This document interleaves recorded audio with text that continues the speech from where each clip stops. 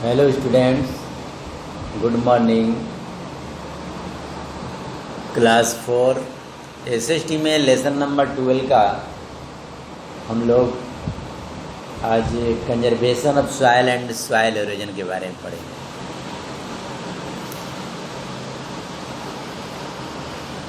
तो इसमें हम लोग को पढ़ना है soil is a renewable source. Soil जो है, मिट्टी जो है, एक रीन्यूएबल सोर्स है। पुनः मिट्टी का निर्माण हो सकता है। However it takes millions of years for the soil to form so. अगर इसको हम लोग बहुत दिनों के बाद, मिलियंस ऑफ ईयर्स, इतने सालों के बाद मिट्टी का निर्माण पुनः हो सकता है। We need to conserve soil. तो हमें जो है इस मिट्टी को बचाने की ज़रूरत है।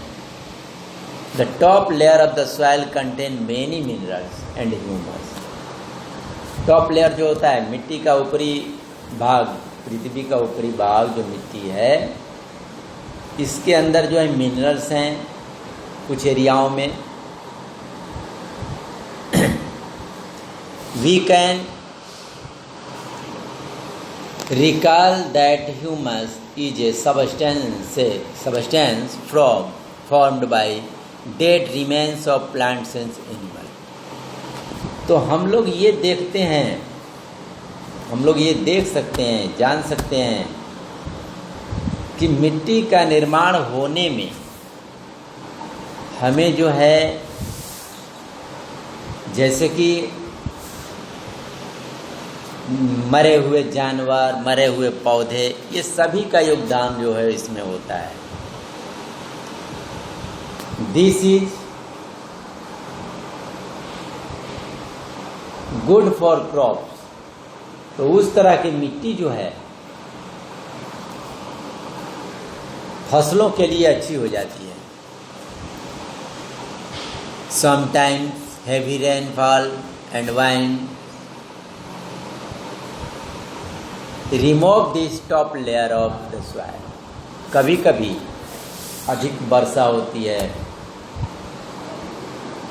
हवाएं चलती हैं, तो इस लेयर, मिट्टी के इस लेयर पे कभी कभी काफ़ी वर्षा हो जाती है, कभी कभी हवाएं बहुत तेज चलती हैं। तो this is known as soil erosion. तो वर्षा के पानी और तेज हवा, ये सब जो है हमारे मिट्टी को सॉइल एरोजन करती हैं। उसको हम लोग सॉइल एरोजन के नाम से जानते हैं। उससे क्या होता है? सॉइल एरोजन मीन्स मिट्टी का कटाव, मिट्टी का बहना। This reduces the fertility of that region. और ये पुनः जो है उसकी उपज जो है वैसे मिट्टी की हो जाती है, उपजाऊ बन जाती है। We must take necessary step to conserve soil. तो हम लोगों को ऐसे मिट्टी को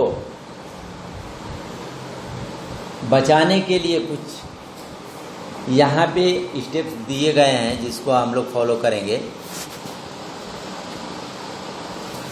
check deforestation and plant more tree.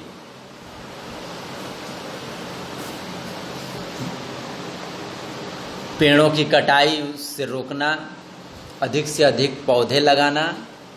Roots of tree tightly hold the top layer of soil. क्यों? कि जब पेड़ पौधे लगाए जाते हैं मिट्टी में, तो उनकी जड़ें जो होती हैं मिट्टी को बांधे हुए रखती हैं। उससे जो है हमारा सॉइल एरोजन नहीं हो पाता है।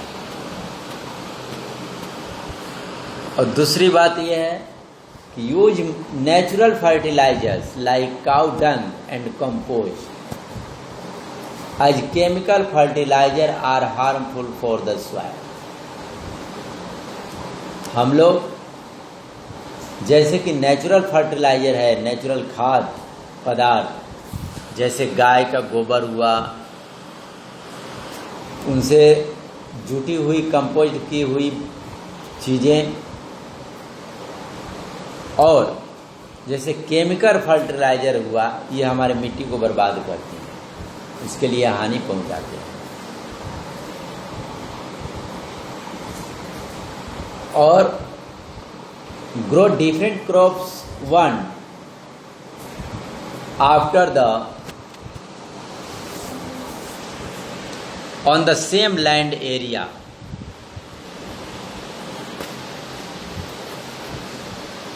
हम लोग grow different crops on after the other on the same land area. कुछ दूसरे भाग ऐसे क्षेत्र हैं जो कि एक प्रकार के फसल नहीं उगाई जाती है। As growing the same crop in a particular area for a long time reduces the soil fertility. तो उसमें वैसे क्षेत्रों में कुछ लंबे समय तक फसलें उगाई जाती हैं। Bare farmlands should be covered with grass so that the soil is not exposed to the elements of nature। कुछ ऐसे क्षेत्र होते हैं जो कि पूरे घासों से ज़मीन जो है, मिट्टी जो है ढकी हुई रहती है, उसमें soil is not exposed to the elements of nature, that the soil is not exposed। तो उसमें मिट्टी एक्सपोज हमारे प्रकृति का नहीं हो पाता है। Terrace farming in hills and building embankments along the river। Terrace farming जो आप देखे होंगे वो पहाड़ी क्षेत्रों में होता है। Building embankments along the river, नदियों के किनारे होते हैं। और some other method of preventing soil erosion, उसको मिट्टी कटने से उसको तरीका बनाया जाता है कि मिट्टी की कटाव नहीं होगी, सॉइल एरोजन से बचाया जाता है। इसमें आप इस लेसन में बस इतना ही तक, और अगला दिन क्वेश्चन आंसर किया जाएगा। तब तक के लिए थैंक यू।